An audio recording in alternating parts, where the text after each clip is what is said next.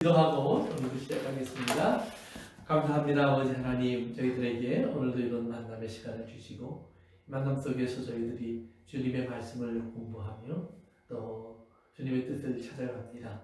아버지 하나님, 저희들에게 깨닫게 하시고 그리고 기억하게 하시고 또 주님의 말씀을 이제는 또 믿음으로 지켜갈 수 있는 힘과 능력도 더하여 주시기를 기도합니다.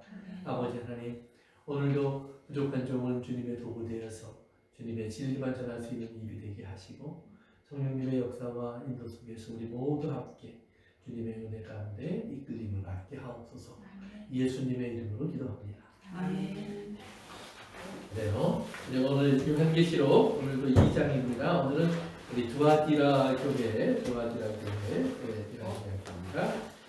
내가 고기를 요한계시록 2장 18절부터 마지막 절까지 조금 길지만 우리 한번 같이 읽지요. 요한계시록 2장 18절부터 이렇게 진행합니다. 우리 마지막 절까지입니다. 시작. 두아디라 교회의 사자에게 편지자가 그 눈이 불꽃 같고 그 말이 빛난 주석과 같은 하나님의 아들이 이르시되 내가 네 사업과 사랑과 믿음과 섬김과 인내를 하노니 내 나중 행위가 처음 것보다 많도다.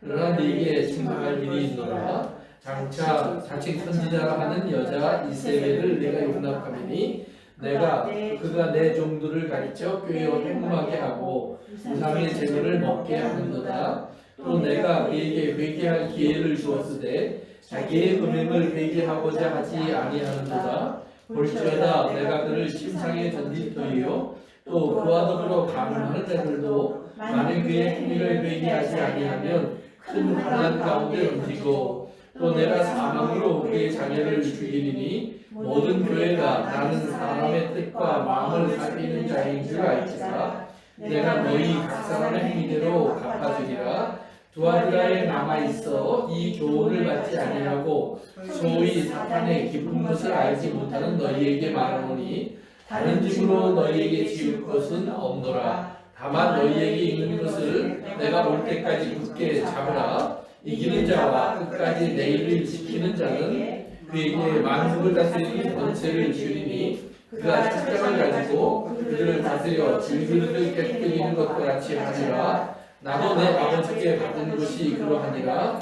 내가 또 그에게 새벽별을 주리라. 주 있는 자는 성령이 교회들에게 하신 말씀을 들을지어다. 아멘. 지난 시간에 우리가 버가모 교회에 대한 이야기를 이제 시작했었습니다. 버가모. 그래서 버가모 교회는 사단의 권좌가 있는 곳, 그래서 이제 여러 가지 우상들을 섬기는 신전들이 많은 곳, 또 황제를 섬기는 그러한 그 신전을 갖고 있는 곳, 그 다음에 소아시아 지역의 로마의 수도로서의 역할을 하고 있는 것이 버가모다 말씀드렸고요. 그렇기 때문에 버가모 교회에게는 버가모라고 하는 지역에게는 황제가 자기의 그 권한을 상징하는 칼을 주어서 이제 사형을 직접 집행할 수 있는 권한도 여기에다 이제 총독에게 준 그런 특별한 도시라는 말씀드렸습니다. 그래서 버가모 교회를 얘기할 때 예수님이 입에서 이 한금이 나온다. 그래서 예수님의 입에서 나오는 말씀의 권능, 능력. 그래서 이제 히브리서에서는 예수님에서 나오는 검은 하나님의 사람에게는 혼과 영과 간절과 골수를 쪼개면서 어떻게 해요? 우리를 하나님의 사람으로 온전히 만들어가는 역할을 하는 것이 하나님의 검이에요. 그러나 또한 동시에 반대로 요한계시록 19장에 보면 예수님의 재림 때의 모습이 나타나면서 예수님이 마지막에 심판하시는 모습, 예수님을 대적했던 사람들을 이제 심판하는 모습이 어떻게 나오냐면 예수님이 이제 백마를 타고 앞으로 가시면서 그 입에서 나오는 검으로 사람을 다 죽였다. 이제 그런 예수님의 심판의 이야기합니다. 그래서 검이라는 것은 결국은 이제 우리가 그 스월드라는 것, 검이라는 것은 결국은 말씀이다라는 말씀을 드렸습니다. 이 말씀입니다. 그래서 하나님의 말씀의 이제 능력, 하나님의 말씀의 힘. 그래서 이제 시작과 끝, 처음부터 마지막까지 하나님 모든 말씀을 상징하는 그런 말씀의 그 권한이 이제 그 권속, 검이라고 하는 말 속에 담겨 있는 것을 우리가 생각해 봤습니다. 그래서 이제 이 거부로 오신 예수님의 하나님 말씀이 이제 버가모 교회에게 이제 경고가 뭘 주어졌냐면 이제 내가 올 때까지 한번 볼까요? 우리 2장 두아디라 교회 바로 위에입니다. 두아디라 교회 바로 위에 보시면 그러면서 16절 보세요. 그러므로 회개하라. 그리하지 아니하면 내가 네게 속히 가서 내 입의 검으로 그들과 싸우리라. 그래서 버가모 교회 안에 있는 어떤 특정한 부류의 사람들이 있는데 그들에게 하나님은 회개의 기회를 주신다라는 얘기를 하는 겁니다. 회개. 그러니까 이제 이 회개라고 하는 말은 다른 말로 말하면 이게 기회를 얘기하는 겁니다. 기회. 시간을 주신다는 말입니다. 하나님께서 우리에게 지금 어떤 기회를 주시느냐? 하나님께 돌이킬 수 있는, 선을 항할 수 있는 기회를 우리에게 주시는 것입니다. 그래서 우리 이제 두아디라 교회에서 보면 우리 한번 가보죠. 우리 나왔을 때 한번 같이 봅시다. 21절 가서 보세요. 21절. 또 내가 그에게 회개할 기회를 주었으니 그런 말이 나오죠. 자기의 음행을 회개하고자 하지 아니하는도다. 그러니까 회개는 이제 하나님께서 회개를 이제 촉구하시는데 어떤 사람들은 회개하고 돌아오고 어떤 사람은 돌아오지 않는다. 이제 여기서 이제 우리가 항상 이제 이런 그 성경을 읽다 보면 이런 이제 모순이 생겨요. 뭐냐면 우리가 회개하고 싶으면 회개하는 거냐? 그랬을 때 아니다라는 말이에요. 아니다. 회개할 수 있는 기회는 하나님으로부터 오는 겁니다. 이렇게 생각하시면 돼요. 다윗이 범죄했을 때 성경에 보면 이제 하나님이 선지자를 보냅니다. 선지자를 보내서 이제 어떤 예화를 하나 들어주죠. 부자가 있고 그 옆에 이제 가난한 사람이 있어요. 부자는 뭐 양도 많고 뭐 재산도 많아요. 근데 그 집에 손님이 왔어요. 그러니까 이제 대접을 해야 돼요. 그런데 자기 양을 잡지 않고 가난한 사람이 양 한 마리밖에 없는데 자식처럼 크게 안고 살아요. 애완동물처럼. 그런데 그거 한 마리 뺏어다가 잡아갖고 식순님을 대접해서 이제 잔치를 한 거예요. 그래서 이런 일이 우리나라에서 벌어졌습니다. 얘기를 하니까 다윗이 뭐라 그래요? 그런 놈 당장 잡아오거라. 내가 아주 그냥 칼칼 찢어 죽이겠다. 아주 잔인하게 죽이겠다. 그러면서 내가 본때를 보이겠다. 그래요. 그랬더니 나단이 뭐라고 했냐면 당신입니다. 그러니까 자기 죄를 지금 뭐예요? 기억하지 못하는 거죠. 그런데 죄인을 모르고 있는데 하나님께서 선지자를 보내서 들려주니까 이제 다윗은 뭐예요? 내가 죄인이구나. 다윗은 그 다음에 어떻게 해요? 회개하죠. 그러니까 회개의 기회를 하나님의 말씀을 보내서 주시는 거예요. 그러니까 하나님이 주지 아니하시면 우리는 회개할 능력 자체가 우리에게 없어요. 왜? 내가 갖고 있는 것, 내가 하고 있는 것이 죄가 죄인 줄 모르는 게 많아요. 죄가 죄인 줄 모르는 게. 그러니까 이런 생각을 해보시면 돼요. 다윗이 살아있는 그 당시에 왕의 권한 속에 신하의 부인을 데려올 수 있느냐? 없지 않아요? 있어요. 그 당시에 그렇게 낯선 일이 아니에요. 그 당시에 있는 여러 가지 보면 힘을 가진 자들이 얼마나 그랬어요. 이렇게 아브라함이 뭐 자기 합법적이 고향을 아니라 그냥 자기 권한을 관례상으로 할 수 있는 일이에요. 그러니까 아브라함이 자기가 여행을 떠나면서 하나님 말씀 듣고 그때 부인에게 부탁을 하죠. 당신은 너무 이쁘니까 오늘 보니까 다 이쁜 사람으로만 앉아있는데 정말 눈이 부실 정도예요. 그런데 아브라함은 자기 부인이 너무 아름다우니까 떠나면서 부탁을 하죠. 절대로 이제부터 당신 내 부인이라고 그러지 말고 누이라고 그래라. 왜? 당신이 너무 이뻐서 부인이라고 그러면 나를 죽이고 뺏어갈 거고 누이라고 그러면 지참금 가져와서 돈 주면서 나한테 주십시오 하고 나한테 부탁할 테니까 내가 좀 장사 좀 해먹자 이제 이러면서 물론 장사해먹자 그런 말은 안 했어요. 이건 내가 붙인 말입니다. 그래서 아브라함 그럼 가잖아요. 그리고 두 번이나 성공하죠. 바로 왕, 그 다음에 아비멜렉이라고 하는 왕, 그러니까 왕들이 두 번 다 사라를 데려갈 때마다 큰 재산을 주고 데려가요. 그래서 아브라함이 거부가 된 데에는 사라의 공로가 아주 큰 겁니다. 근데 그런 얘기를 우리가 들을 수 있는 것처럼 그 당시의 사람들은 내가 갖고 싶은 것, 힘이 있는 자가 내가 갖고 싶은 것이 있을 때는 그것이 부인이든 또는 재산이든 뭐든지 얼마든지 뺏어가고 했다는 말이에요. 그러니까 다윗도 그냥 할 수 있는 일이에요. 어떻게 보면. 그러나 그렇게 하면서 자기는 죄책감을 하나도 못 느끼고 하는 행동이지만 막상 하나님이 볼 때에는 아주 잘못된 행동이었다는 말이에요. 기준을 하나님으로 두셔야 되는 거예요. 그러니까 우리는 세상을 살면서 자꾸 내가 무엇이 죄냐라는 얘기를 할 때 세상이 말하는 죄에 대해서는 우리가 민감해요. 도덕적인 죄에 대해서는. 그렇지만 하나님이 보고 있는 죄에 대해서는 우리가 하나님의 말씀이 없는 한은 알기가 힘들다는 말이에요. 깨닫지 못한다는 말이에요. 그래서 하나님은 우리에게 하나님의 뜻을 알려주기 위해서, 하나님이 누구시라는 걸 알려주기 위해서 말씀을 보내는데, 그 말씀은 어떤 역할을 하느냐? 거울과 같다. 성경에 보면 이렇게 나와요. 거울. 그 거울 속에 나를 볼 수 있도록 해준다고 그랬어요. 그래서 하나님 말씀이 있다 보면 내가 보이는데 어떤 내가 보이느냐? 아, 나는 죄인이구나. 하나님 앞에 이게 보인다는 말이에요. 그래서 이제 하나님께서 회개의 기회를 주셨다. 그렇게 표현하는 겁니다. 그래서 하나님 회개의 기회를 주셔서 이제 우리에게 회개하라고 하는데 회개하지 않는다는 말이에요. 그러면 버가모 교회에서 하나님이 시작했던 건 뭐냐면 발람 얘기였죠. 발람. 이것은 니골라라는 말하고 똑같은 말이라고 했어요. 니골라라고 똑같은 말이라고 그랬는데 발람이라는 말은 백성을 삼킨다라는 뜻이고 라오스라는 말과 니콜이 붙으면 이건 백성을 이긴다. 나이키라는 말이라고 그랬어요. 그래서 백성을 삼킨다, 백성을 이긴다 해서 백성을 지배하는 이제 영적으로 지배하는 것을 이제 보여주고 있는 건데요.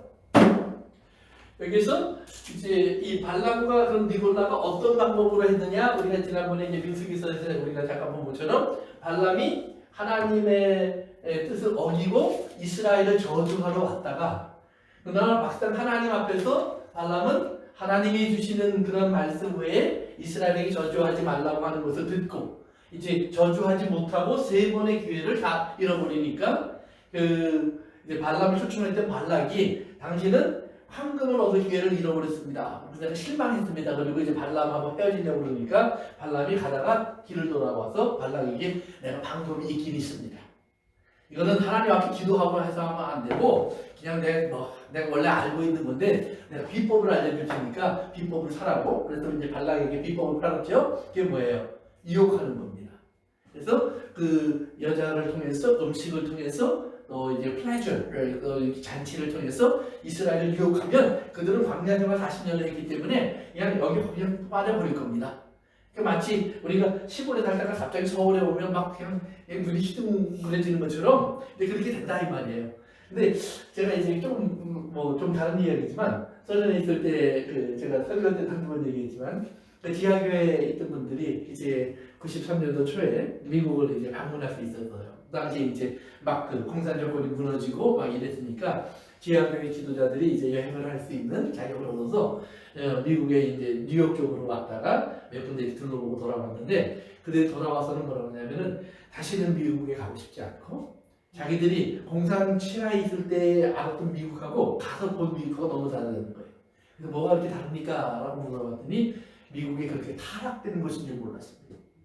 그러니까 그들은 자유로운 미국, 그 다음에 소련의 공산주의 때 지하교회를 도와주던 그런 성도들.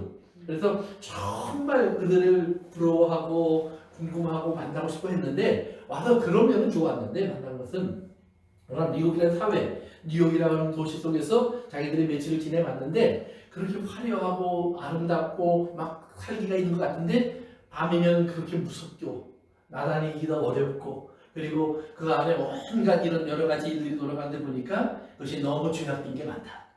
음란한 게 많다. 자기들 눈에는 소돔과 고모라 속이 뉴욕이더라. 이제 이런 이야기를 들은 적이 있어요. 근데 이제 그런데 삼켜져 있는 거예요.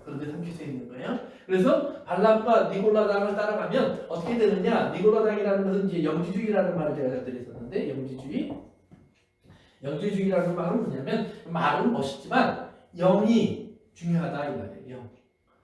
그다음에 지식이 최고다 이 말이에요. 그러니까 영과 지식은 하나다. 그래서 이제 이 사람들은 소피아라는 그 미국 사람들 이름들이 있죠. 소피아 그게 지식이라는 말입니다. 원래 헬라어에서 나오는. 예? 그러니까 영지주의는 지식이 최고야. 영이 최고야. 그러니까 육체는 아무것도 아니야. 그러니까 여기까지는 어떻게 보면 이제 자기들 나름대로 잘 온 거예요. 그런데 육체는 아무것도 아니야. 그러고 나니까 그다음에 무슨 문제가 생겨요. 이건 육체를 한쪽으로는 금욕주의, 철저하게. 그래서 육체를 나띵으로 만들어버리는 훈련을 해요. 그래서 뭐 기도원에 들어간다든지 광야로 나간다든지 뭐 밥을 안 먹는다든지 뭐 이런 식의. 그래서 옛날에 보면 그 중세시대의 그 수도사들 중에는 이렇게 잠대 위에 이렇게 올라가서 여기 앉아서 이렇게 거의 수십 일 또는 여러 달, 여러 주까지 이렇게 보내는 사람들이 있어요. 왜 그렇게 하느냐 그러면 여기 내려가면 이제 자기들 땅 내려가면은 다시 유혹받으니까 여기 올라가서 거의 먹지도 않고 맛있지 않고 이제 그렇게 보내는 사람. 또 어떤 사람들은 이렇게 집을 지어놓고요. 요 안에 들어가서 벽돌로 쌓아요. 그리고 자기가 요 안에 들어가고 요만한 구멍 하나 만들어 놓고 하루에 한 끼 밥만 받아요. 그리고 뭐 살기도 하고 뭐 이제 지하실에 데려가서 또 이렇게 보내게 되면 그런 급여주의가 나오게 됐어요. 또 하나는 쾌락주의예요. 쾌락주의. 그러니까 육체는 이건 아무것도 아니니까 이건 내버려둬. 자기 하고 싶은 대로 다 하라고 그래. 우리 영혼만 하나님 앞에 가면 되는 거니까. 이런 식이에요. 그래서 이런 타락. 그러니까 우리가 어떻게 보면 금욕주의라는 건 뭐예요? 자기가 철저하게 하면 나는 의로워질 수 있어. 나는 자기 율법주의와 어떤 면에서 좀 통하는 부분이 있는 거죠.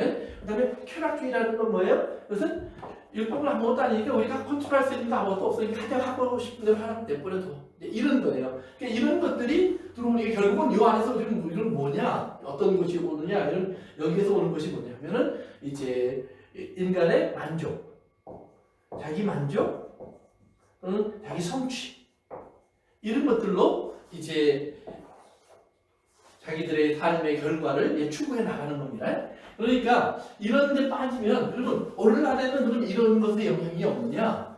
여전히 오늘날에 있는 거예요. 예를 들면 오늘날 21세기에 들어오는 이제 가장 크게 이제 문제가 되는 것 중에 하나가 예를 들면 뉴에이지 무브먼트 같은 거 있어요. 뉴에이지.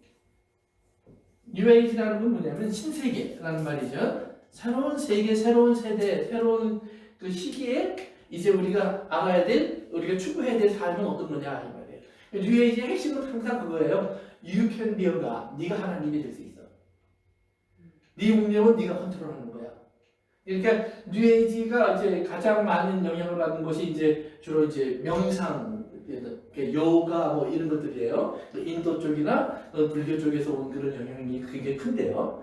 근데 이것이 겉으로 볼 때는 굉장히 건전해요. 건전하지만 여기서 계속 강조하는 것이 뭐냐면 그러나 내가 계속 너를 훈련하고 생각하고 쫓다 보면 가장 이상적인 너를 발견할 거야. 그러면 그 가장 이상적인 너희가 그게 너야. 그게 너의 세계야. 그게 너에게 중요한 거야. 너는 너의 세계에 하나님이 될 수 있어. 네가 하나님이야. 다른 신입 도움 필요한 게 아니야. 네가 너를 각성시키면 돼. 너를 깨워. 너를 온전하게 만들어. 예? 목사님 그러면은 요가는 하면 안 돼요? 원칙적으로 교회에서 권하지는 않아요. 왜냐하면 요가 자체 운동만 하는 사람이 있을 수 있어요. 운동만 하는 스트레칭하고 뭐 이렇게 하는 사람이. 그러나 요가의 그 모든 동작이 기본적으로 자기 명상과 자기 극복을 위해서 만들어 놓은 동작들이에요. 그 목적 자체가. 그래서 그 자체가 그렇기 때문에 이제 심지어는 뭐 요즘 미국 같은 데는 학교에서 체육 시간에 들어와서 이것도 하고 막 그러거든요. 그래서 이제 오하이오주에서는 얼마 전에 이제 그런 일도 있었죠. 작년에 실제로 학교에서 요가 시간을 갔는데 기독교인들이 반대해서 그 학교 프로그램을 폐지했어요. 그 폐지시킨 이유가 이제 뉴에이지 무브먼트 안에 있는 그 요가라고 하는 그 역할이 단순하게 육체적인 훈련의 목적이 있는 것이 아니라 그 이상의 훈련의 목적이 있어서 그래요. 그러니까 군인들이 예를 들면 PT 체조를 하잖아요. 군대에서 이제 유격 훈련 같은 거 하기 전에 PT 체조를 한단 말이에요. 이게 단순하게 육체적인 어떤 훈련을 만들려고 하는 것이 아니라 그 사람을 깨워 놓아야 위험한 데 들어가서 뭐 밧줄을 탄다든지 공중에서 뛰어내린다든지 할 때 그때 다치지 않아요. 그러니까 그걸 각성시켜 놔야 돼요. 그러기 위해서 그 체조를 시키는 거거든요. 요가도 마찬가지예요. 그것이 우리의 육체를 이렇게 각성시키면서 그 각성을 통해서 우리 영적인 어떤 명상과 자기가 생각하고 추구하려고 하는 것을 도와주는 데 목적이 가 있어요. 그래서 뉴에이지 무브먼트에서 그 요가가 굉장히 중요한 역할을 하거든요. 그래서 기독교에서는 원칙적으로 찬성하지 않는 부분이에요. 그러니까 한번 고민해 보셔야 돼요. 그냥 단순하게 저는 그냥 운동으로만 합니다. 오케이, 그럴 수 있어요.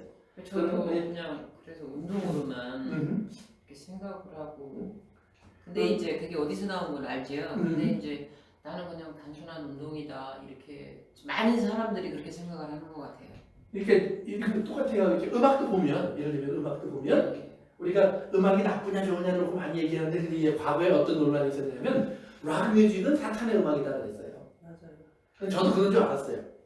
근데 음악을 전공한 사람들하고 만나서 좀 대화를 해봤더니 목사님 찬송가나 요즘 복음성가 중에 상당수가 락 뮤직인 거 아닙니까? 그러니까 락이라는 게 리듬의 문제지 이게 보니까 뭐 다른 문제가 아니더라고요. 그래서 중요한 거는 가사를 하나님으로 붙여놓으면 그니 찬송이 되고 거기다가 육체적인 거라든가 자기의 어떤 이상이라든가 세상적인 걸 집어넣으면 그것이 말하는 사탄의 음악식이라고 교회에서 말하는 그런 음악이 되는 겁니다. 목사님 정신 차리십시오. 똑바로 하십시오. 이제 내가 그래갖고 이제 야단 맞은 적이 있는데 이게 마찬가지예요. 요가도 어떤 면에서 보면 그런 면이 있다는 걸 알고 우리가 그것을 추구하면서 하는 요가는 버려야죠.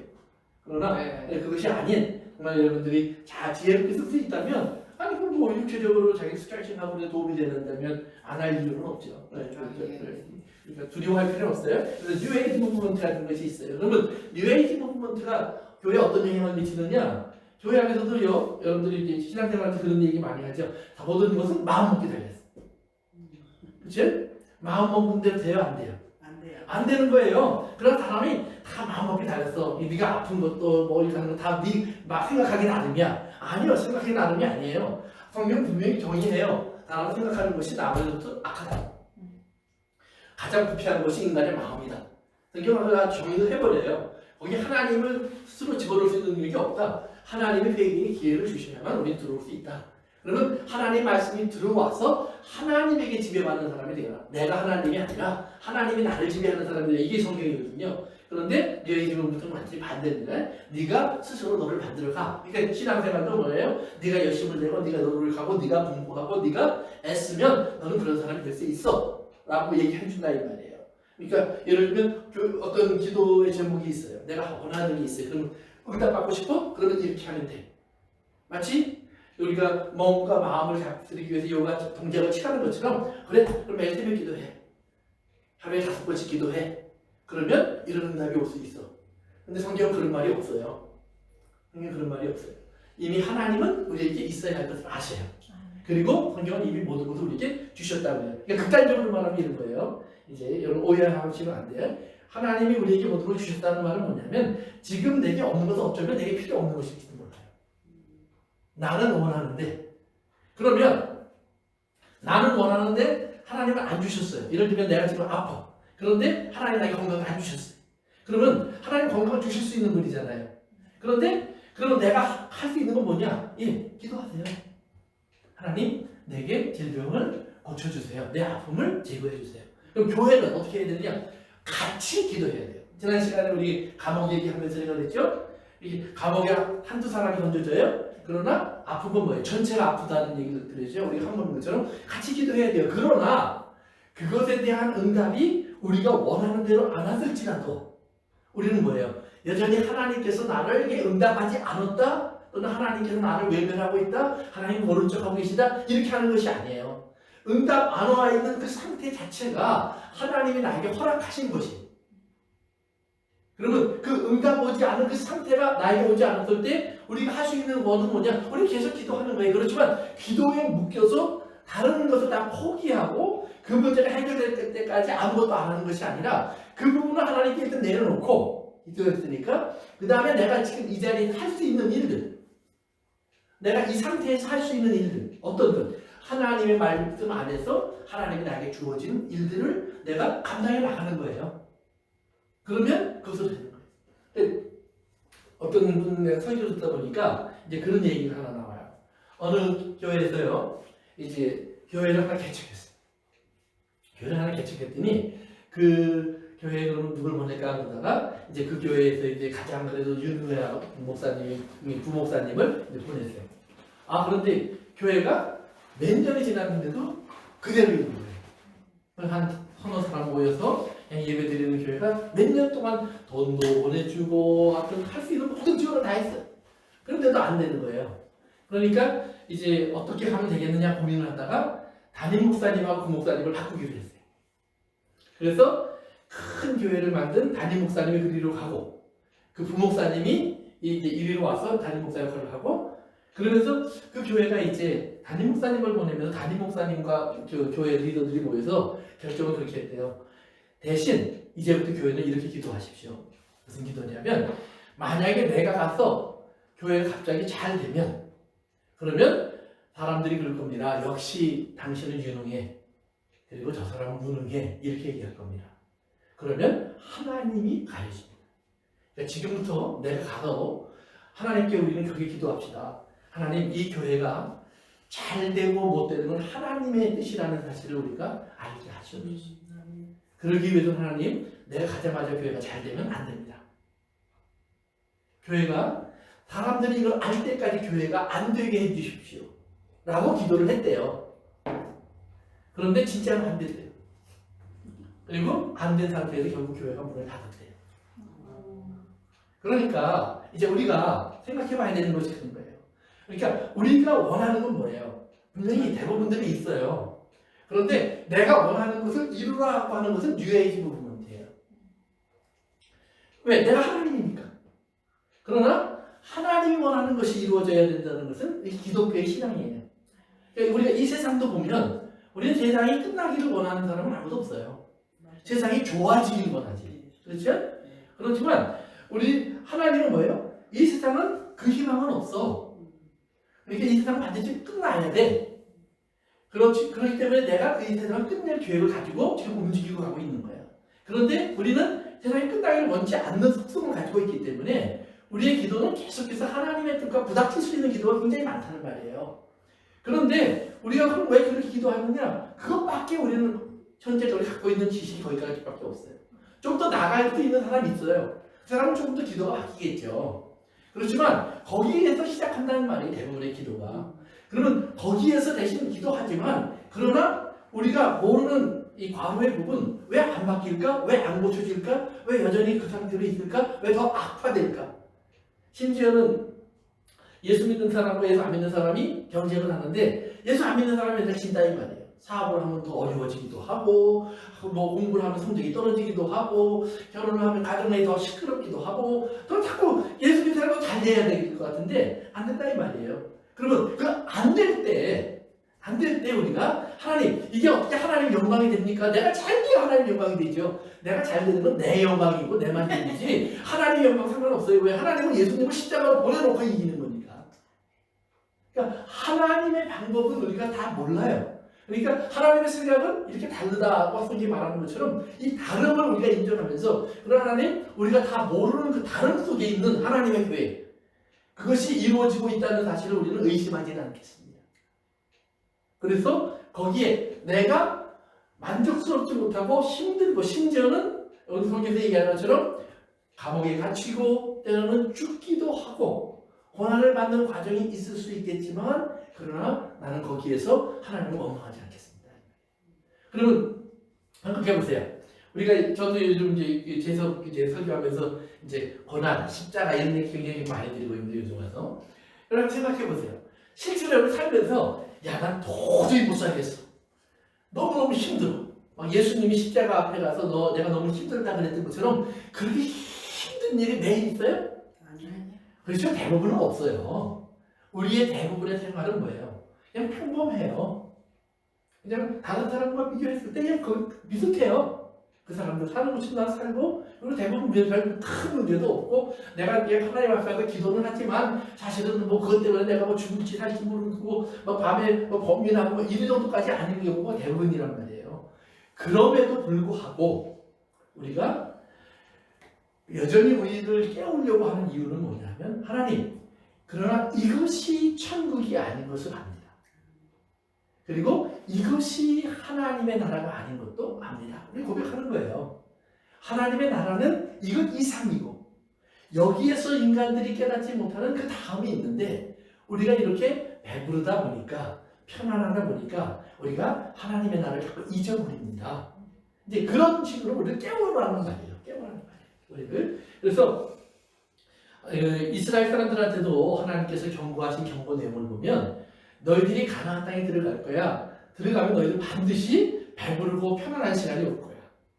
이제는 따뜻한 밥 먹고 좋은 집에서 잠도 자고 그리고 이제 화려한 것도 좀 갖고 이게 장식도 하고 꾸미기도 할 거야. 근데 그때가 되면 너희 조심해. 왜? 그때가 되면 너희들이 잠깐 나도 열심히 일했더니 이렇게 되는구나.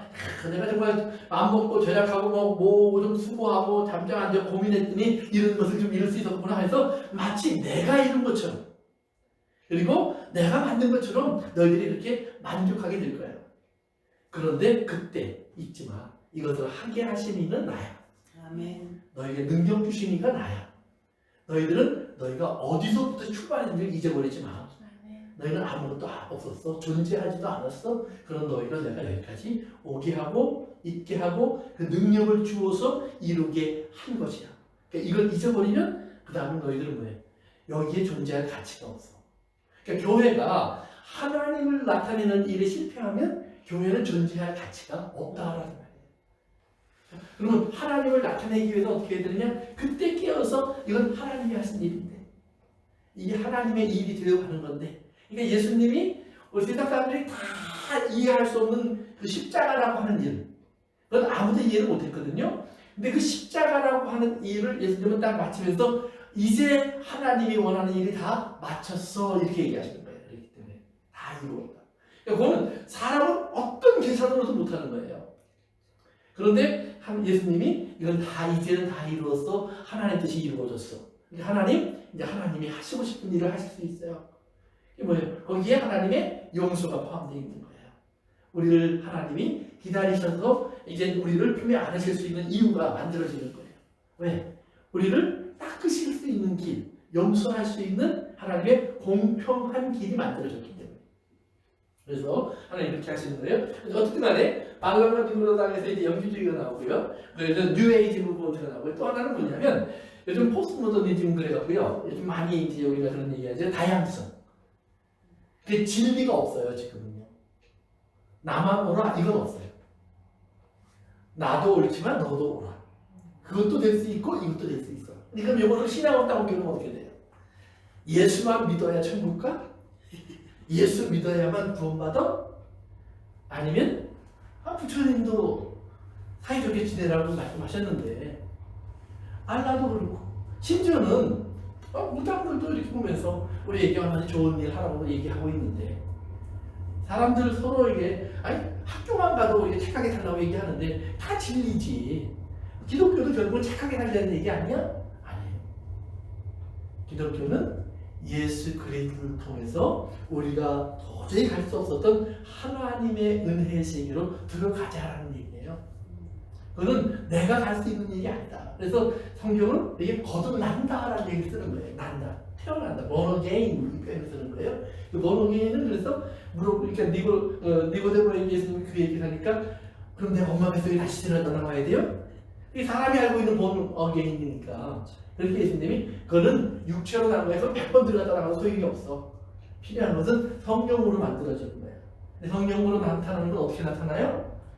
바람 부는 거랑 똑같다고 그랬어요.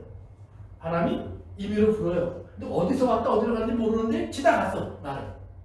그건 똑같은 거라고 말하는 거예요. 하나님이 주시는 생명은 그렇게 변한다. 그러면 그 바람이 지나가고 나면 그 바람 속에서부터 내 안에 일어나는 모든 새로운 변화가 시작되는 거예요. 그 떨림이 시작되는 거예요. 그러니까 뭐 우리 유명한 시 있죠. 윤동주의 서시. 바람이 싹 지나가면 이 바람이 팍 떨리는데도 나는 거기서 뭔가를 느끼는 게 분명히 있었다 이 말이에요. 그처럼 하나님의 성령이 지나가고 나면 내 영혼이 무언가 깨우치는 것이 시작이 돼요. 깨우치는 것이 시작이 돼요. 저 같은 경우는 나의 변화 중에 가장 큰 변화는 항상 하나님의 말씀을 배우는 일에 내 마음이 끌려가기 시작한 거예요. 나도 모르게 성경을 펼치기 시작하고 그리고 아침마다 기도를 시작하고 하나님 뜻을 찾기 위해서 문을 두드리고 그리고 기도를 시작하고 그 전까지는 밥 먹을 때 기도를 해드리는 것으로 내가 기도를 많이 했죠. 하루에 3번을 했으니까. 그러나 그렇게 기도하는 게 아니고 진짜 하나님의 뜻을 구하고 찾고 하는 기도를 제가 얘기했어요. 그러니까 그래서 어떤 모더니즘은 절대적인 진리를 거부하고요. 다양성을 얘기하면서 그렇게 다양성 얘기하고 포용을 얘기하고 너와 나 우리의 공존을 얘기하고 우리가 함께를 얘기하니까 어떻게 보면 굉장히 좋은 얘기예요. 그러나 거기에 뭐가 빠지냐면 절대 진리가 없어요. 절대 진리를 상실하면 여러분들은 뭐예요? 모든 것이 기준이 될 수 있는 거예요. 그러니까 이런 신앙적인 이런 유혹들이 굉장히 많아요. 어쨌든 간에 그래서 하나님이 예수님 뭐라고 얘기하면 너희가 이제 끝까지 이 버가모 교회에게 내가 너희에게 경고하는 것을 잘 듣고 지켜라. 그러면 내가 뭘 줘요? 이제 감추었던 만나를 주고 그 다음에 힘도를 줬다 그랬어요. 버가모 교회. 감추었던 만나는 어떤 양식이라고 그랬죠? 그렇죠. 감추었던 만나. 근데 만나의 목적이 뭔지 여러분이 아시면 돼요. 만나는 하나님 광야에서 주시는 양식이에요. 뭐 하라고? 광야를 지나가라고. 그럼 하나님이 광야를 지나가라고 만나를 주신 목적이 뭐냐? 광야에서는 너희가 하나를 배우는데 뭐예요? 사람이 떡으로 사는 것이 아니라 하나님의 힘으로 나오는 모든 말씀들로 사는 것이다 라는 사실을 너희가 배우면 돼. 그러니까 그거 배우라고 주신 양식이 만나예요. 그런데 이스라엘은 하나님의 말씀으로 살아가는 법을 배우는 것이 아니라 하나님 뭐라고 말씀하시든지 간에 만나에 너무 맛이 없어요. 맛이 없는 걸 깨달았어요. 너무 지긋지긋한 걸 깨달았어요. 다시는 보기도 쉽지 않다는 사실을 깨달았어요. 이게 뭐예요? 그럼 모든 사람이 똑같아요. 이거는요. 모든 사람이 똑같아요. 어제 어떤 퀴즈 프로그램을 이제 아내가 그럴 때 옆에서 이제 들어보니까 문제가 그렇게 나왔어요. 남자들의 worst fashion. 뭐 그러면서 하나는 더러운 옷을 계속 입는 거, 또 하나는 뭐였죠? 자기한테 어울리지 않는 옷을 입는 거예요. 아무튼 뭐가 그런 거 입는 거예요. 그리고 나서 그럼 worst number one이 뭐냐? 뭐 같아요?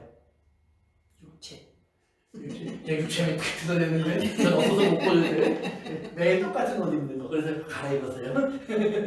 매일 똑같은 옷만 입는 사람이 있대요. 똑같은 거. 이게 이제 뭐 worst fashion이라고 그러는데 어쨌든 간에 거기에만 초점이 맞춘 거예요. 왜? 육체적인 것 요소에만 초점이 맞춰져 있었던 거예요.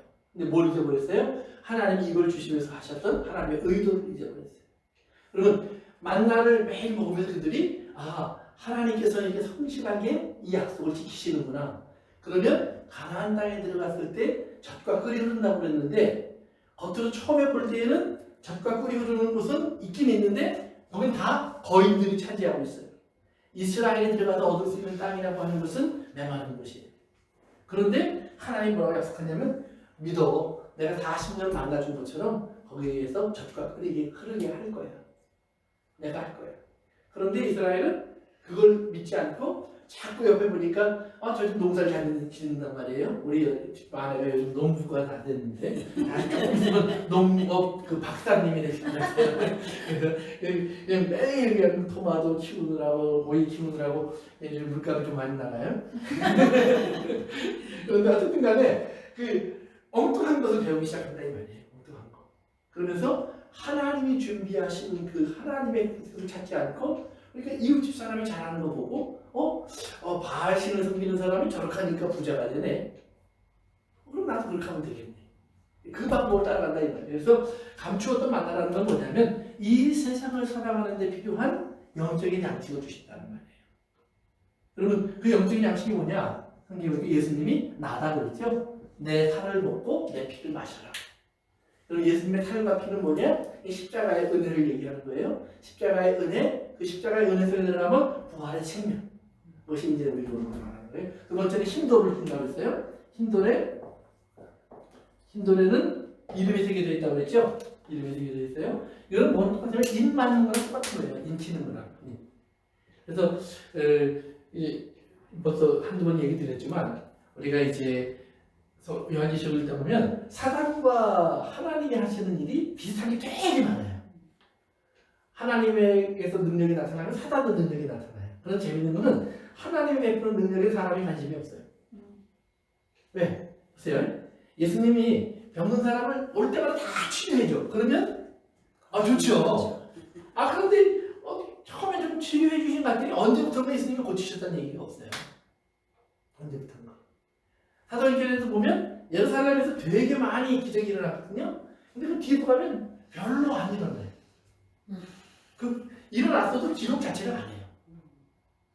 그러면 왜 그걸 기록 안 할까? 그리고 뭘 기록해놓냐면 십자가의 사랑, 십자가에도 하나님의 말씀을 따라서 말씀을 배우고 말씀을 지키고 말씀대로 살아가는 그러한 삶을 계속 강조하기 시작해요.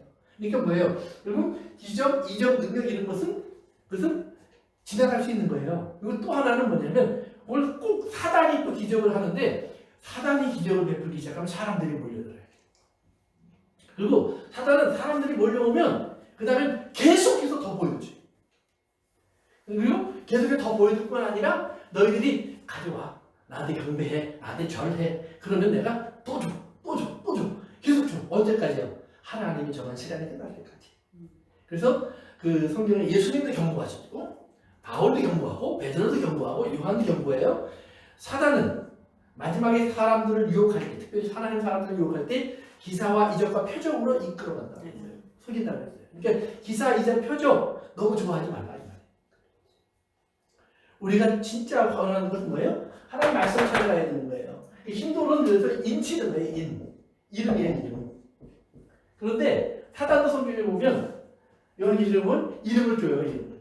그 자기 도장도 찍어줘요. 사단이 도장 찍어주면 다 뭐예요? 666 그러는 거예요. 그러니까 사람들이 666이 뭘까 연구를 하다가 과거에는 불가능한데 지금은 칩을 받으면 된다. 그래서 이제 베리칩 뭐 이런 얘기들을 하는데 너무 웃기는 얘기고 과거에도 이는 있었어요. 과거에 도장 많이 찍었잖아요. 그래서 사람 몸에다 막 찍었잖아요. 노예한테도 찍었고 죄인들한테도 찍었고 그러니까 이런 다 있는 거예요. 그 당시 사람들도 이는 읽으면서 야 이게 666이 뭐야? 이걸 어떻게 찍어?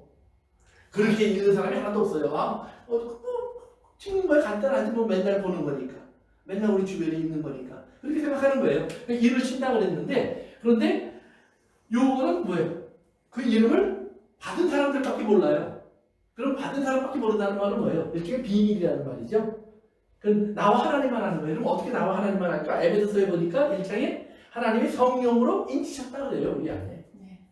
그러니까 성령님이 우리에게 오신 것을 하나님 내 안에 계신 것을 성경은 인쳤다 그래요. 아멘. 그러면 그 인치면 거기 이름이 새겨져요. 어떤 이름이 새겨지느냐? 예수 그리스도. 예수 그리스도. 그러니까 예수라는 이름이 내게 새겨져요.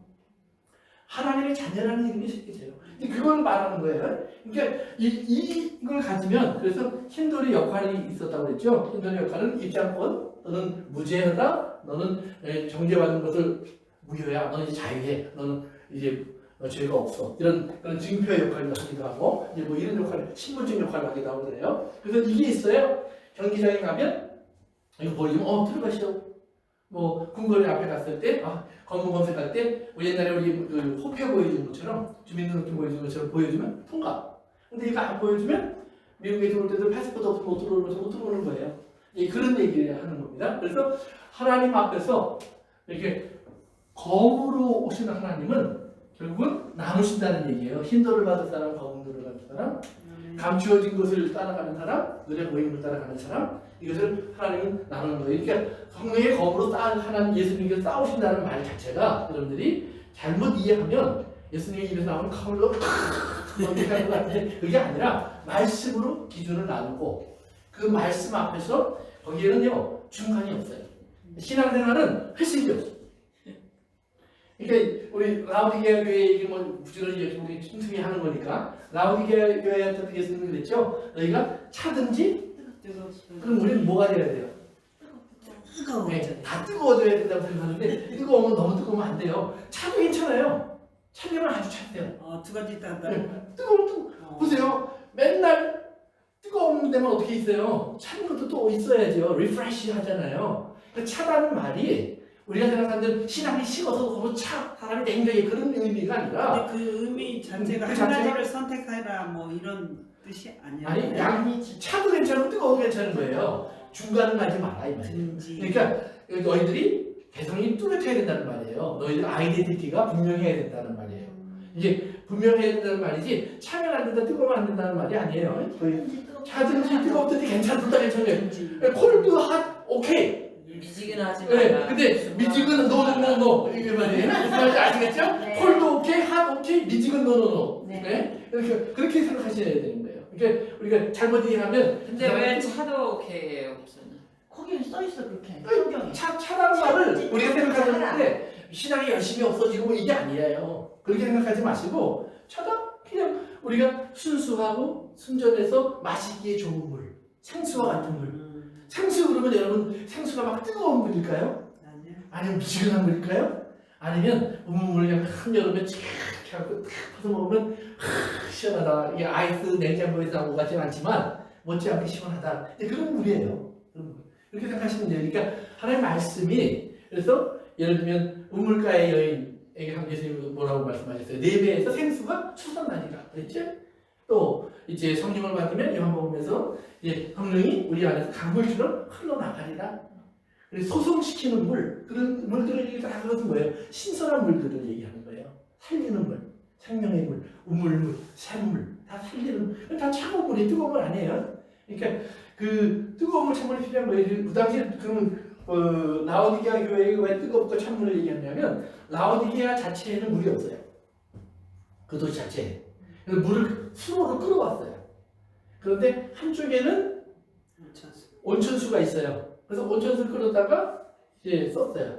또 한쪽에는 골로새 쪽에 가서 보시면은 그 산세가 있고 그 안에 골짜기에서 아주 맑은 물들이 흘러내려와요. 그래서 그 물을 끌어왔어요. 그런데 이게 이렇게 오다 보면 중간에 뜨거운 물 씻고 찬 거는 햇빛 때문에 뜨거워져서 이게 뜨겁지도 않고 차지도 않은 그런 물을 그 사람들 썼어요. 그래서 거기다 가끔가다 온천물하고 찬물이 섞이잖아요. 그거 먹으면 토해요. 구역주의잖아. 냄새가 나고 이래갖고 이게 뭐 독이 있다는 말은 아니에요. 토할 정도의 그런 반응이 일어나요. 그러니까 그냥 이렇게 된단 말이에요. 그런 식이에요. 그러니까 그런 거 하지 마. 하나님 말씀을 너희가 온전히 정말 진지하게 진짜로 정말로 진실하게 믿고 따르고 지키고 그 다음에 받아들여라 이렇게 얘기를 하는 거예요. 어쨌든 간에 라오디게아 교회 가면 다시 한번 얘기할 테니까 그때가 또 보고요. 그래서 이렇게 돼요. 그 다음에 이제 오늘 두아디라로 넘어갑니다. 이제 복습 끝냈고요. 오늘은 이제 두아디라라는 말은 두 가지 뜻이 있다고 그래요. 하나는 odor of affliction, 고통의 향기 그런 뜻이 있다고 해요. odor of affliction. 근데 이제 이 단어를 이렇게 분석하는 사람들은 두가 이제 theos, 하나님, 신이라는 뜻이라고 얘기하고, 이거는 이제 헤라바에서는 A가 no라는 말이거든요. 그 다음에 디라라는 말은 뭐냐면 weak, 또는 feeble, 이렇게 약해진다 이런 뜻이에요. 그러니까 신을 섬기는데 약해지지 않는다 이런 말이에요. 이거 하나님이면 좋은데 여기 이제 복수란 말이에요. 그럼 우상을 섬기는데 우리는 절대로 양보하지 않는다. 우상을 섬기는 데 최선을 다한다. 이제 이런 식의 뜻이에요. 이 도시의 이름이 두아디라라는 말의 뜻은. 이 두아디라라는 도시는요, 이게 터키, 이렇게 이제 터키 동부 지역입니다. 그러면 에베소, 소모나, 버가모는 조금 내륙이에요. 그다음에 두아디라 이렇게 있어요. 그다음에 이제 그 옆에 사대, 빌라델피아, 라오디게아 이런 식으로 있습니다. 그래서 이게 이제 서큘러 로드가 있어요. 이렇게. 그래서 이 버가모가 이제 캐피탈 역할을 하고, 이런 이 에베소와 소모나는 항구 도시고, 이 나머지 4개 도시는 이건 좀 내륙 도시입니다. 그런데 두아디라에는 특별한 그 상품이 있어요. 그게 뭐냐면 붉은색 옷감이에요. 자줏빛 또는 붉은색 옷감. 그러니까 그 당시에 자줏빛과 붉은색은 다 부자나 왕이나 귀족들의 색깔이에요. 그러니까 이것을 만들 수 있다는 말은 아주 특별한 특권을 가지고 있다는 거죠. 그래서 여러분들이 그 사도행전을 이제 보면 사도 바울이 빌립보로 건너가서 이제 선교를 시작하는, 유럽 선교를 시작하는데, 여기서 이제 넘어가서 이렇게 그리스로 넘어 선교를 시작하는데 가장 먼저 만난 사람이 누구냐면 비단장수하는 루디아라는 여자를 만나요. 근데 그 여자가 뭘 파냐면 자주색 비단을 파는 사람이에요. 그러니까 두아디라 출신이에요. 두아디라 출신. 그러니까 여기에 공장을 갖고 있든지 여기에 웨어하우스가 있든지 여기를 기점으로 해서 이 좋은 거 상품 가지고 유럽으로 갔다와서 파는, 그러니까 그 당시로 말하면 최고급 그냥 패션 그 면직을 가져와서 파는, 그러니까 이태리 마찬 옷값 같은 것을 파는 거예요. 그러니까 그냥 굉장히 석세스풀 성공한 비즈니스 우먼이죠. 그래서 굉장히 뛰어난 여자인데 그분이 사도 바울을 만나서 예수 그리스도를 믿고 이제 이 교회를 세우는 일에 큰 이제 협조를 해주죠. 근데 그래서 두아디라에는 그런 그 특별한 상업이 발달되고 또 내륙으로 이렇게 뻗쳐가는 교통의 중심지에, 그래서 굉장히 많은 그 비즈니스, 미국에서 그런 거 저런 거 있죠. 그 뭐라고 그러나요? 그 지역마다 비즈니스 뭐죠? 그 비즈니스맨들 어소시에이션 같은 뭐라고 예. 이게 지금 생각이 안 나네 갑자기. 어쨌든 간에 그런 비즈니스맨 어소시에이션인 것처럼 여기는 보면 그 각 그 트레이드별로 옷감 만드는 사람, 옷감 만드는 사람대로, 금 장식한 사람 금장색대로, 또 뭐 책 쓰는 사람 책 쓰는 사람대로 뭐 이렇게 해갖고 각 그 필드별로 그 길드들이 있어요, 조직이. 그래서 그들이 그 상업 그 협동조합 같은 걸 만들어 놓고요. 거기에 들어오지 않으면 소외되는 거예요. 거래하는데도 이렇게 소외시키고. 그 표로 매매가 이루어졌다라는 말을 들었던 것 같아요. 그래요? 네.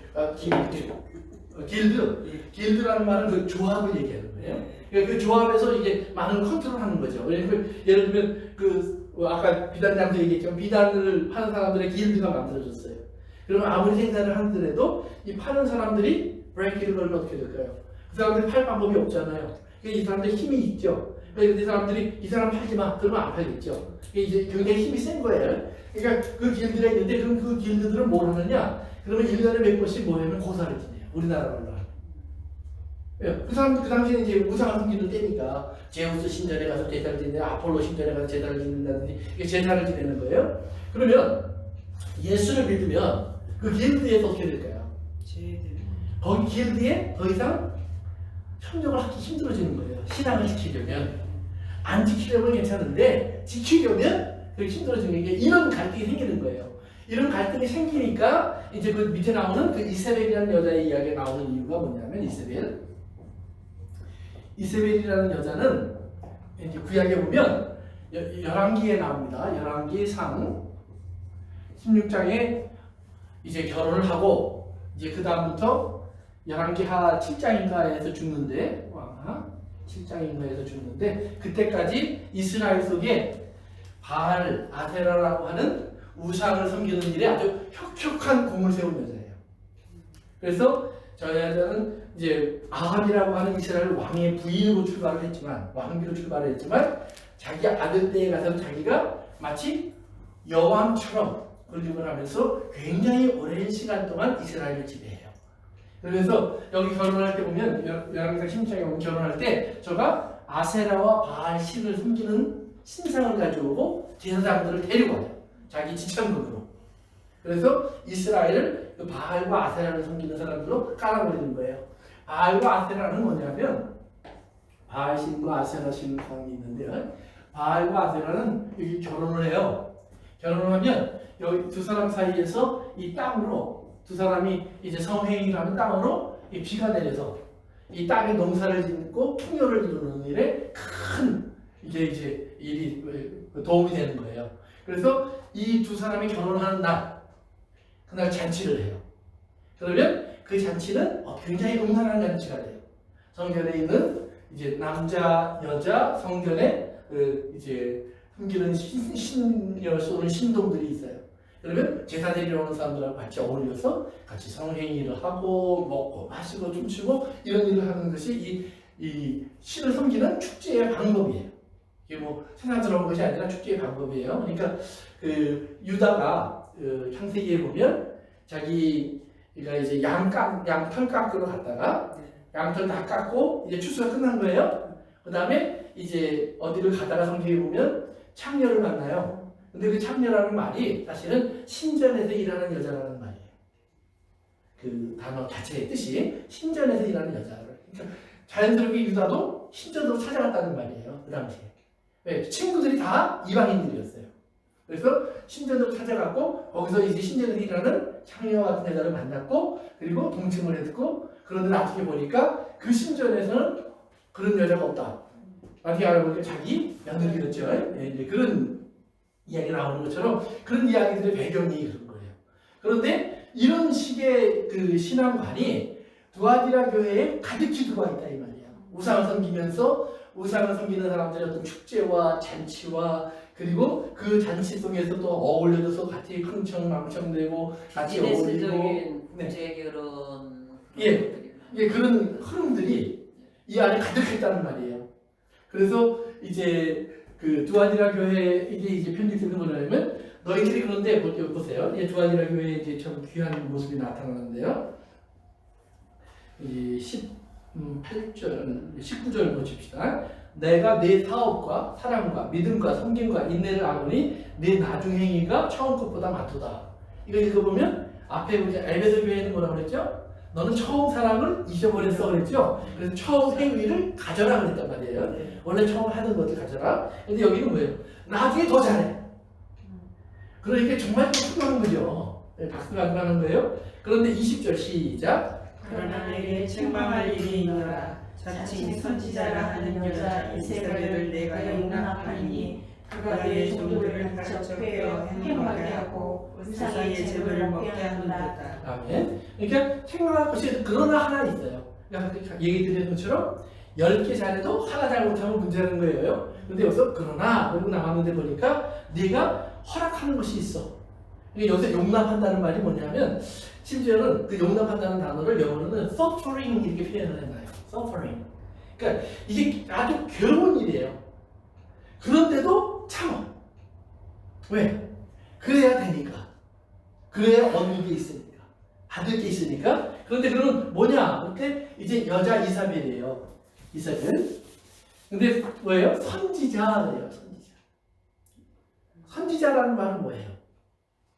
하나님으로부터 그건 하나님으로부터 말씀을 받는 사람도 선지자라고 그랬어요. 근데 우리 성경을 보니까 근데 보통 사람들이 선지자 그러면 뭐냐면 신탁을 받는 사람들이에요. 요즘으로 말하면 점치는 사람 혹은 무당 이런 사람이에요. 그러니까 무당과 같은 여자. 네. 그러니까 이사벨이 구약에서 보면 자기가 바알신과 아세라신을 섬기는 그 제사장들을 데리고 왔다고 그랬거든요. 그리고 이제 열왕기상 18장에 보면 엘리야라는 사람 당시에 이제 하나님의 선지자가 있어요. 그런데 그 당시 이스라엘이 너무 이사벨 때문에 이제 음란하고 하나님을 떠나니까 하나님이 엘리야를 통해서 이스라엘에게 요청을 해요. 자, 너희들이 지금 나와 우상 사이에서 너희들이 지금 갈팡질팡하고 있어. 너희들 make up your mind. 결정해. 누구 섬길래? 그러니까 이스라엘 성경에 보면요 한마디도 대답 안 했다. 왜요? 굉장히 곤란한 거죠. 굉장히 곤란한 거죠. 왜? 아니, 그게 아합 때 우리가 보통 보면 음란한 일이 벌어지고 뭐 이러니까 굉장히 힘들었겠다. 아니요. 아합 때 이스라엘의 전성기 중에 한 번이에요. 가장 이스라엘이 잘 될 때예요. 경제적으로 가장 부강할 때고 군사적으로 강건할 때예요. 그러니까 지금 아쉬운 게 없어요. 이사벨 여왕이랑 자기네 나라 왕이 결혼한 다음에 세상이 잘 돼. 자기네는 사업에도 문제가 없어요. 농사도 잘 돼요. 나라가 풍요해요. 전쟁에 나가면 막 이겨요. 그러니까 아쉬운 게 없는 거예요. 그런데 갑자기 하나님이 나타나서 선지자 엘리야를 통해서 결정해. 누구 섬길 거야? 그래서 너희들 우왕좌왕하지 마. 이랬단 말이에요. 그러니까 이 사람들이 아무 대답을 안 해요. 그러니까 이제 엘리야가 그 다음 제안을 해요. 그러면 니네들 제사장 다 모아. 그랬더니 850명이 있어요. 850명. 그리고 하나님 쪽에는 엘리야 혼자예요. 엘리야 혼자예요. 이게 18장에 나오는 얘기입니다. 열왕기상 18장. 시간이 좀 갔으니까 오늘 성경은 제가 찾지는 않고요. 얘기를 그냥 해드릴게요. 여러분 집에 가서 읽어보세요. 그런데 근데 엘리야와 850명이 모였어요. 그래서 어디서 모였느냐? 갈멜산이라는 곳에서 모였어요. 그러면 이 갈멜산은 어떤 곳이냐? 이 한편으로는 이스라엘 역사 속에서 하나님과 교제하던 사람들이 사용했던 산 중에 하나예요. 그러니까 또한 동시에 이 당시에 우상을 섬기는 신전들이 있던 산 중에 하나예요. 그러니까 여기에 지금 이 당시 가보면 이제 바알을 섬기고 아세라를 섬기는 신상들이 많이 세워져 있는 곳이에요. 그런데 이곳으로 다 모였어요. 왕부터 해갖고 다 모였어요. 이스라엘 백성도 모이고 선지자들이 모였어요. 그러니까 그 다음에 그럼 이렇게 하자. 우리가 여기 제단을 만들자. 나는 하나님을 위해서 제단을 만들고 너희는 너희를 위해서 만들어라. 근데 이제 엘리야는 돌 12개를 세워놔요. 12개를 이렇게. 12개를. 이 사람들은 하나를 만들었어요. 그리고 송아지를 한 마리씩 얹어놨어요. 송아지 안 같지만 송아지라고 생각하세요. 송아지 하나씩 올려놓고 그 다음에 이제 얘기하는 거예요. 불은 붙이지 말자. 그리고 우리가 기도하자. 그래서 어떤 하나님이 너희들의 신인지 내가 섬기는 하나님인지 불로 응답하는 분에게 우리가 그분이 살아계신 하나님이라고 인정하기로 하자. 그래서 다 동의를 하고 도장을 꼭 찍고 이제 시작한 거예요. 그러니까 먼저 해. 이 사람들은 아침부터 시작해서요 저녁까지 해요. 성경은 이렇게 나와요. 처음에 크게 부르짖어요. 바알이요. 그런데 좀 지나가는데도 응답이 없어요. 그 다음에 뭐라고 하냐면 뛰어놀더라 그래요. 뛰어놀더라. 예, 뛰어놀더라. 여러분 창세기 출애굽기에 보면 이스라엘 백성들이 모세가 산에 올라가서 율법을 받고 있는 동안에 산 아래에서 송아지 만들어 놓고 이것이 여호와다 그러고 먹고 마시고 뛰어놀더라 그런 말이 나와요. 물론 그 두 가지 단어가 원어는 좀 다른 단어입니다. 그렇지만 기본적인 개념이 같아요. 그래서 뛰어놀더라. 꿀춤을 춘다는 거예요. 그러니까 엘리야가 그걸 보면서 아직도 응답 안 하셨냐? 니네 하나님 어디 가셨냐? 낮잠 주무시냐? 놀러 가셨나 보다. 그러니까 나중에 이 사람들이 자해. 칼로 자기 몸에 상처를 묶어서 피를 막 쏟기 시작해요. 그런데도 응답이 안 와요. 나는 다 지쳐 쓰러졌어요. 그러니까 그러면 이제 내가 할게. 는 12개를 세워놓고 어디서 물을 기르왔는지 물을 잔뜩 부어버려요. 그리고 하나님께 기도해요. 하나님이 살아계신 하나님인 것을 이 어리석은 이스라엘이 보게 하옵소서. 하나님이 응답해 주세요. 그래서 모든 물까지 싹 증발할 정도로 뜨거운 물이 내려요. 그러면 이제 우리가 볼 때는 단순하게 이제 이렇게 불러 응답을 하는 그러는데 이걸 알면 우리가 그 이유를 알 수 있어요. 바알이라는 신은요 천둥 번개의 신이에요. 그러니까 그 바알 신상을 이렇게 구약에서 이렇게 만들어 놓은 그 유적을 발굴한 걸 보면 이게 번개를 들고 있어요. 번개를. 그러니까 바알은 뭐예요? 불을 내리는 신이에요. 불을 내리는 신. 그들이 믿는. 그리고 비바람을 몰아오는 신이에요. 근데 이때 가뭄이 들었거든요. 그러니까 이 바알과 아세라 둘이 마저 합창을 해서 한 마음이 되면 그다음에 뭐예요? 반드시 비도 와야 되고 불도 내려와야 되고 천둥 번개가 쳐야 되는 거예요. 그러니까 이 사람들에게 니네 신 불러봐. 니네 신이 바로 그 신이잖아. 그래 한번 보자. 근데 응답이 없었던 거예요. 그리고 엘리야가 보여주면서 이 신은 그렇기 때문에 가짜야. 하나님이 그 모든 것을 주관하시는 거야. 정신 차려. 이제 그 얘기를 하는 겁니다. 그래서 이게 이렇게 돼요. 그러면 이렇게 되면 이스라엘 백성이나 아합 왕이나 이사벨이나 정신 바짝 차리고 아이고 하나님 그럴 것 같죠? 근데 성경이 그 다음 보니까 이사벨이 뭐라 그러면 내 선지자를 죽였어? 엘리야 너도 못 살아. 내가 너를 죽일 거야. 그래서 엘리야를 죽이겠다고 얘기를 해요. 그러니까 엘리야가 막 도망가서 이제 하나님 어디 있습니까? 뭐 나 죽이십시오. 왜 살려놔서 이렇게 고통을 시킵니까? 차라리 죽는 게 낫습니다. 이 세상은 내가 또 못 견디겠습니다. 하나님은 죽고 싶은 사람 안 죽이세요. 성경의 문구로. 그래서 그 사람을 살려갖고 데리고 가서 뭐라 그래요? 하나님 생각해보세요. 다 없어지고 나 혼자 남았는데 나 죽인다고 그러는데 이렇게 안 도와주실 수 있어요. 하나님 뭐라 그래요? 7,000명이나 남겨놨다 이런 마음을. 그러니까 엘리야는 혼자인 줄 알았는데 아니에요. 하나님은 남겨놓은 자가 있다는 말이에요. 이 남겨놓은 자가 왜 중요하냐면 시간이 많이 났으니까 이거 여러분 읽어보세요. 남겨놓은 자가 왜 중요하냐면 밑으로 내려가 보세요.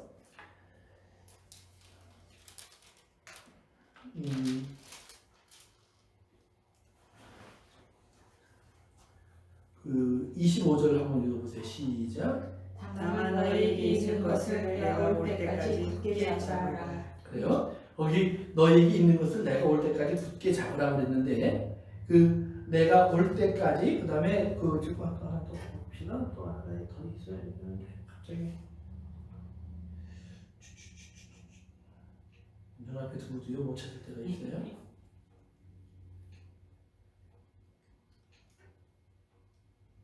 또 제가 나중에 찾아드릴게요. 그래서 너에게 있는 것을 굳게 잡아라. 너에게 있는 것이 뭘까 한번 생각해보세요. 너에게 있는 것이 뭘까?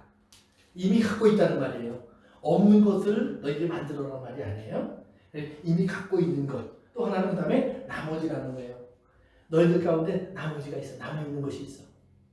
그 남아있는 것이 뭔가 한번 생각해보세요. 네? 24절에 그 말씀인데. 24절이요? 남아있어. 미안합니다. 두아디라에 남아있어. 이 남아있다는 말이 뭐냐면 remnant, rest of it. 그러니까 나머지라는 말이에요. 이건 쉰다는 말 아니고요. 이것은 rest, remnant라는 말이에요. 나머지. 그러니까 나무를 이렇게 잘라버리면 구루토기가 남죠. 그 구루토기 같은 거. 그것이 중요하다는 말이에요. 그것이 남아있는 거예요. 그리고 그것이 필요한 거예요. 그리고 그걸 붙잡으라는 거예요. 그게 누굴까? 뭘 얘기하는 걸까? 생각해 보시면은요. 그래서 이제 이런 이사벨의 이야기를 끌어들이는 거예요. 그러면 이런 이사벨이 지금 너희 가운데 마치 선지자로 이름을 변경해서 들어와 있다는 말이에요. 그러면 거기서 두 가지예요. 선지자로 들어와 있다는 말은 뭐냐면 권위를 가지고 있다는 말입니다. 마치 여왕인 것처럼 권위를 가지고 이게 하나님의 뜻이야 라고 얘기를 해준다는 말이에요. 두 번째는 뭐예요? 이제 이사벨, 그러니까 여왕이니까 그다음에 이제 선지자니까 하나님께 받은 말씀처럼 뭔가 말씀을 계속 전달해주고 있다는 말이에요. 그런데 이 말씀을 전달해 주는데 그 이사벨을 통해서 일어나는 것이 뭐냐? 음행이에요. 음행. 음행이란 말은 뭐냐면 하나님을 버리고 다른 신을 섬기는 것을 음행이라고 해요. 아까 이제 바알과 아세라 얘기를 하면서 이제 이스라엘이 음란한 행동을 했다고 그랬는데 이 육체적으로 물론 신전에 들어가서 음란한 행동을 해요. 그러나 더 중요한 건 뭐냐면 영적으로 하나님 외에 다른 신을 쫓아가는 것. 그것을 영적인 간음이라고 해요. 그래서 영적인 간음이 벌어졌는데 이사벨을 중심으로 영적인 간음이 벌어지고 있다는 말이에요. 어디에서? 이사벨의 침상에서. 이사벨의 침상이라는 말은 뭐냐면 이사벨의 울타리 안에서, 집 안에서라는 말이에요. 그런데 하나님이 그걸 그대로 갚아줘요. 어떻게 갚아주냐면 내가 그 여자를 침상에 던져버리리라 그래요. 그러면 그 침상이라는 말이 거기서 뭐를 쓰냐면 병든 자가 누워있는 곳, 그런 뜻입니다. 병든 자가 누워있는 곳. 그러니까 이제 예수님이 거기에 보면 안진병이 아니 중풍병 걸린 사람을 고쳐줄 때 그러죠. 일어나서 내 침상을 가지고 가라 그러죠. 너는 거기에 bed ridden 그 영어로 표현하는 것처럼 침대에 누워서 꼼짝 못하잖아. 거기가 네 자리야. 그런데 이사벨 내가 회개하지 않으면 내가 너를 이 음행에서 너를 거기다 던져서 너 거기에 묶여있는 사람이 되어버릴 거야. 못 일어나는 사람이 될 거야. 그리고 네 자식을 죽일 거야. 그럼 자식은 또 누굴까? 한번 여러분들 남아있는 사람, 갖고 있는 것, 자식 이런 것들을 한번 생각해 보시면서 한번 성경을 좀 찾아보시고 여러분들 좀 생각해 보세요. 그러면 다음 시간에 그 부분을 좀 설명하면서 두아디라 교회를 정리할 겁니다. 예, 오늘 거기까지만 하겠습니다. 제가 이렇게 버거머 교회를 했지만 오늘 다시 한번 하고 두아디라 교회를 출발하고요. 그다음에 다음 시간에 또 두아디라 교회하고 이제 그 다음 교회를 출발하고 이렇게 할 건데요. 그 이유는 뭐냐면 이게 하나는 복습적인 관심도 있지만 또 하나는 그것이 결국은 다 연결되어 있어요. 이 사람들의 영향력이 여기에 들어와 있고 여기에 들어와 있는 영향이 거기에 들어가 있고 이 사람들에 대한 문제가 이미 그 위에 나와 있었고 그 위에 나와 있는 것에 대한 답이 이 교회에서 다시 한번 반복되고 이것이 그래서 여러분 이걸 통해서 이것이 이 교회들이 따로따로 떨어져 있는 것이 아니라 한 몸이라는 걸 여러분들이 볼 수 있기를 바라고 그리고 우리 가운데 지금 그런 일들이 그렇게 있겠구나. 그리고 우리가 어떻게 대처하면 되겠구나 이걸 가르쳐주는 저희 말씀들을 찾아보길 바라서 이렇게 하는 겁니다. 예, 우리 기도하겠습니다.